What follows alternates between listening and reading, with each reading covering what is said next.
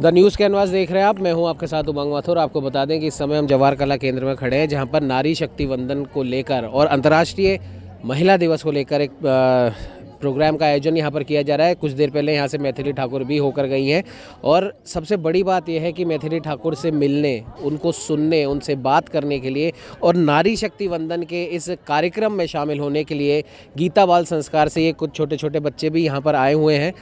और गीता बाल संस्कार यानी कि बच्चों के अंदर गीता के संस्कार कैसे डाले जाएं, उसके बारे में इन बच्चों से भी हम बात करेंगे। गीता के कुछ पाठ हम इनसे सुनेंगे और यहाँ पर ये क्या कर रहे हैं वो भी हम इनसे जानेंगे। क्या आप यहाँ पर करने आए हो?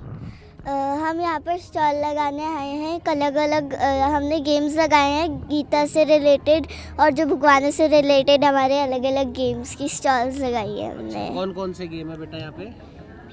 कुछ भी एक आध जो भी आपको याद हो। यहाँ पे देव परिचय है। हाँ, आप बताओ। देव परिचय यात्रा गीता की मतलब गीता जी के बहुत सारे भगवान हैं, उनको मैच करना है, और फेर बदल मस्ती और भी बहुत सारे हैं। आप बताओ। तो मैग्नेटिक कार भी रखी है क्या यहाँ पे? हाँ। मैग्नेटिक कार हाँ। क्या होता है उससे? उससे अपन को क्या करते हैं, नीचे में एक मैग्नेट होती है, उससे को चलाना होता है, और अगर रावण ने अपन को खींच लिया तो अपन हार जाएंगे। और कौन कौन से गेम है यहाँ पे?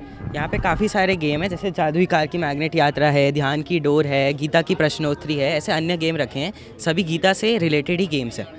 उन सब में कोई ना कोई संस्कार गीता के बारे में बताया जाता है। अभी आप लोग मैथिली ठाकुर से आप सब मिले थे, तो जो उनको गीता का पाठ सुना है वो तो सुनेंगे, लेकिन और बात क्या हुई उनसे? उसके अलावा हमने उनसे गीता उनके बारे में जाना, हमने बहुत कुछ, और जो भी हमने उनको श्लोक सुनाए वो हम नित्य उनका पाठ करते हैं, और ये सभी श्लोक हमें गीता क्लास में सिखाए गए हैं। और ये सारे जो श्लोक हैं, और हमारे महापुरुष ये बोलते हैं कि अगर हम ये श्लोकों का पाठ करते हैं तो हमें बहुत ज़्यादा पुण्य मिलता है। और इसके अलावा हमने उनसे बहुत सारी चीज़ें भी सीखी। उनका हमने एक भजन भी सुना जो कि हमें बहुत अच्छा लगा। अब आप सब लोग पास में आ जाओ। अब जो आपने श्लोक सुनाया था कुछ पीछे आ जाओ, कुछ इधर आ जाओ। जो श्लोक सुनाया था ना मैथिली ठाकुर जी को, अब वो सुनाना, ठीक है? जोर से।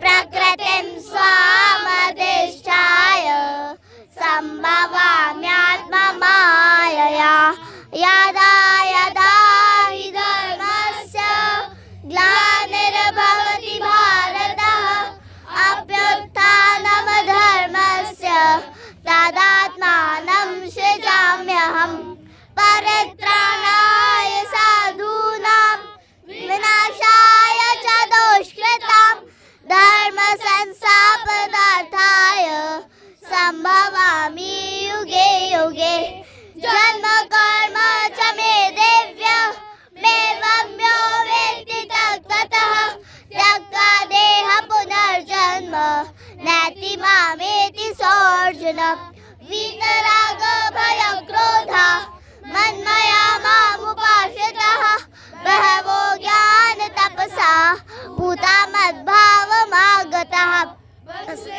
वसुतं देवं कंसचाणूरमर्दनं देवकी परमानन्दं कृष्णं वन्दे जगद्गुरुं कृष्णं वन्दे जगद्गुरुं।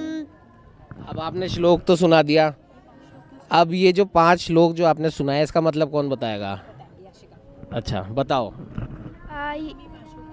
हम ये 5 श्लोक इसलिए करते हैं कि मान लो अगर हम पूरे अपने दिन में गीता जी का पूरा पाठ नहीं कर पा रहे हैं, क्योंकि गीता जी में 18 अध्याय और 700 श्लोक है, तो बहुत कुछ श्लोकों के लिए बहुत मुश्किल हो जाता है। तो हमारे महापुरुष कहते हैं कि अगर हम दिन में 5 श्लोक का भी अध्ययन कर लेते हैं तो हमें उतना ही फल मिलता है जितना हमें पूरी गीता पढ़ने से मिलेगा। तो इसी वजह से अगर हम ये 5 श्लोक पढ़ते हैं तो हमें पुण्य मिलता है, पूरा पुण्य मिल जाता है। इनमें से किसी एक श्लोक का या सारे श्लोक का कोई मतलब आप समझा सकते हो हिंदी में? जैसे भगवान जी इन श्लोकों में बताते हैं कि जब धर्म का नाश होता है या फिर धर्म को हानि होती है, तब भगवान जी खुद प्रकट होते हैं उस अधर्म को रोकने के लिए। ऐसे इन श्लोकों का यही अर्थ है।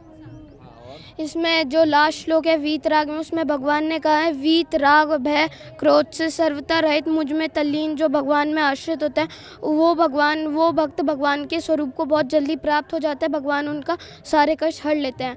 और यदा यदा ही धर्म से में बताया गया है, जब जब अधर्म की वृद्धि हुई और धर्म की हानि हुई है, तब तब श्री कृष्ण अपने अवतार लेते अपने भक्तों की रक्षा करते आए हैं और अधर्मों से बचाते आए हैं हम सबको, इसमें कहा गया है। अच्छा, अब एक बात बताओ मेरे को, आप सब मोबाइल देखते हो?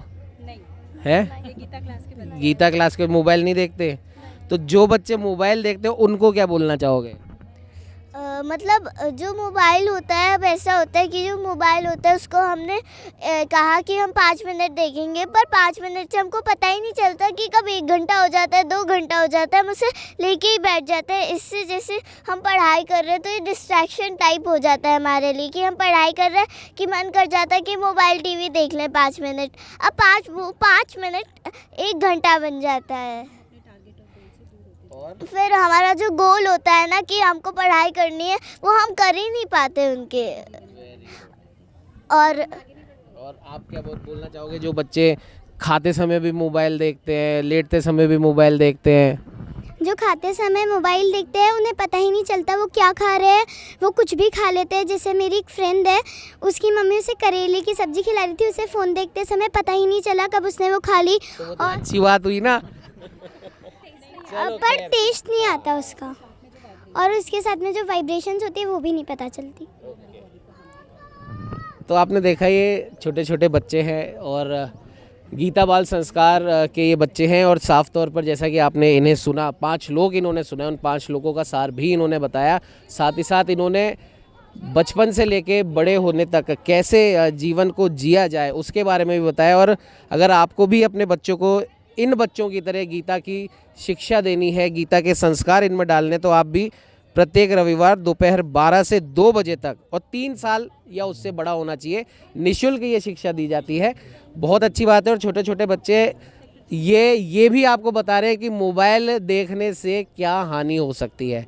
आप 5 मिनट के लिए मोबाइल देखते हैं लेकिन आपको पता नहीं पड़ता वो 5 मिनट कब 1 घंटे 2 घंटे में बदल गए। और इस बच्ची ने भी बताया कि आप मोबाइल देखते समय अगर आप खाना खा रहे हैं, तो मैं जहाँ तक समझो इस बच्ची का ये कहना है कि खाने के अंदर जो रस होता है, जो उसके जो अच्छे जो विटामिन्स होते हैं, जो मिनरल्स होते हैं, वो ढंग से पहुँच नहीं पाते। आप खाने का पूरी तरीके से स्वाद आप नहीं ले पाते, और जब तक आप पूरा स्वाद लेकर नहीं खाएंगे तो वो खाना आपके शरीर को नहीं लेगा। ये बच्ची शायद यही कहना चाहती थी। कुल मिला के बात ये है कि इन बच्चों की भी अगर हम मान ले तो आज की दुनिया में जो बच्चे हैं, जो सो कॉल्ड जो जेन जी हैं, जो शुरुआत से मोबाइल पे ही एक तरीके से डिपेंड हो गए हैं, उन बच्चों को ये सारे बच्चे संदेश देना चाहते हैं कि आप मोबाइल छोड़िए, गीता को पकड़िए, गीता के ज्ञान को पकड़िए, गीता के ज्ञान को सुनिए, अपने जीवन में ढालिए, तो आप एक अच्छे इंसान बन पाएंगे। और अगर आप अच्छे इंसान बनते हैं तो आप अपने देश को तरक्की की राह पर काफ़ी आगे तक लेके जा सकते हैं।